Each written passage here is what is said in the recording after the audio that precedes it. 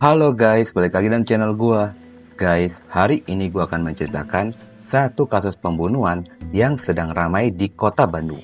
Pelaku ini mengecor jasad korban dengan sangat rapi. Bukan hanya rapi, bahkan hampir tidak terlihat adanya kejanggalan sedikit pun. Bagaimana kronologi lengkapnya? Yuk kita simak videonya.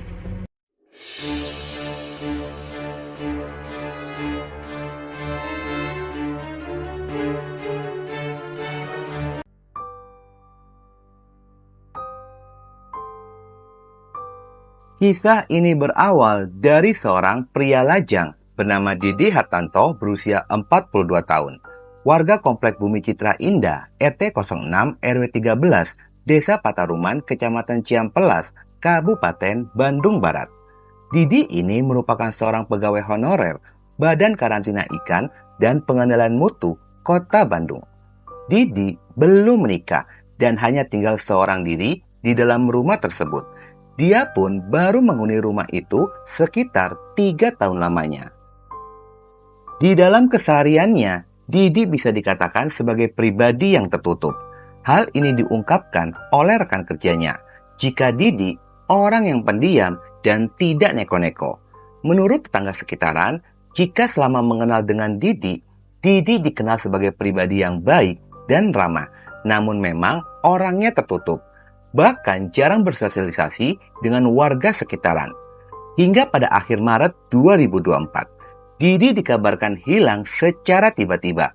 Didi pun tidak bisa dihubungi, bahkan rumahnya dalam kondisi kosong dan terkunci. Pihak keluarga datang ke rumah untuk mencari keberadaannya, yang pada akhirnya membuat warga sekitaran rumah pun mengetahui jika Didi telah hilang. Keluarga mengatakan jika Didi ini tidak bisa dihubungi sejak tanggal 24 Maret 2024. Keluarga berhasil masuk ke dalam rumah menggunakan kunci duplikat. Namun di dalam rumah kondisinya sangat rapi dan kosong, tidak ada penghuni.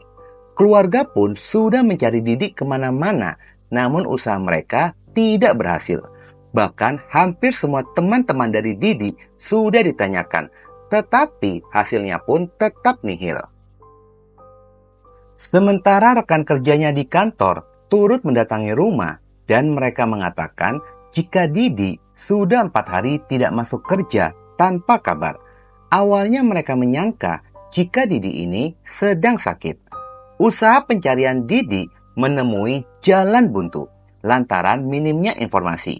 Akhirnya pihak keluarga pun memutuskan untuk membuat laporan tepatnya pada tanggal 30 Maret 2024.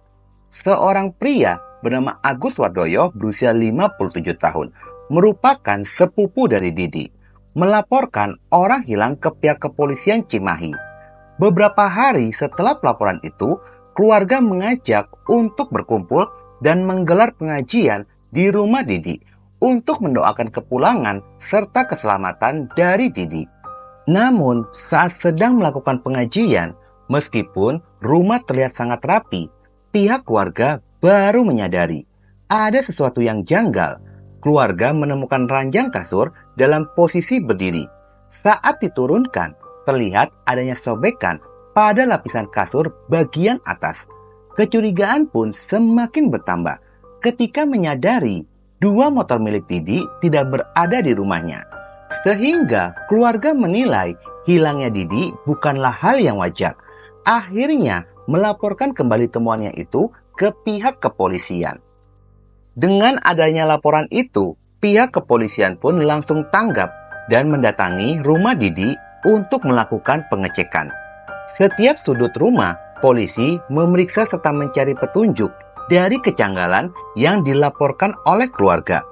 Namun, polisi tidak menemukan adanya kejanggalan lain selain kasur yang robek dan 2 motor Didi yang hilang. Selain itu, polisi mulai menggali keterangan dari tetangga sekitaran kapan terakhir kalinya melihat Didi dalam kondisi hidup.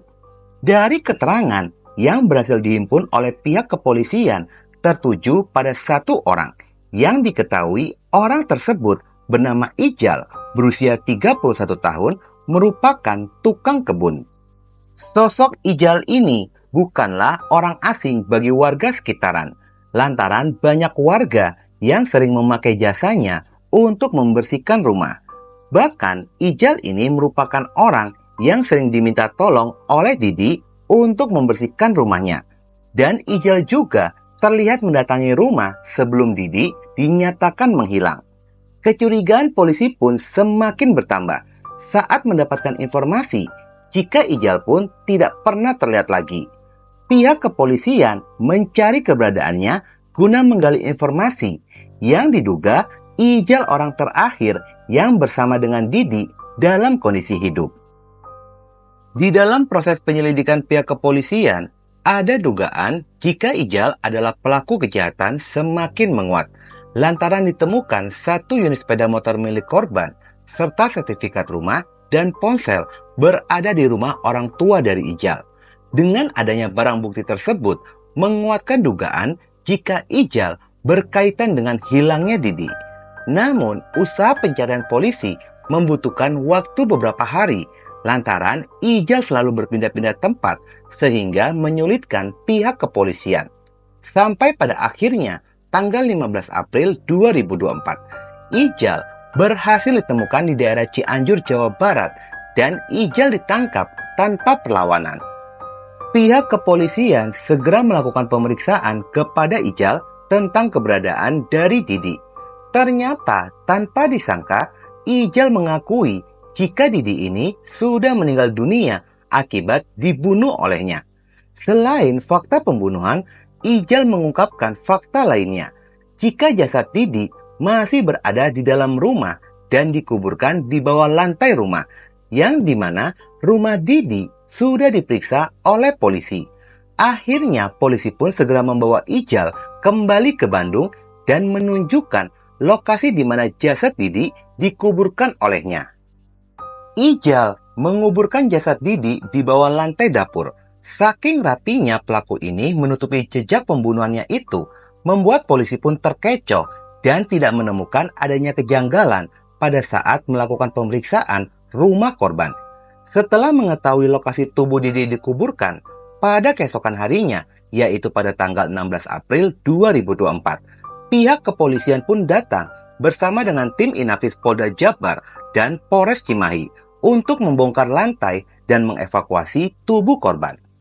Setelah lantai dibongkar dan tanah digali sedalam 70 cm, akhirnya jasad korban pun ditemukan sudah membusuk dan mengeluarkan aroma tidak sedap dari tubuhnya.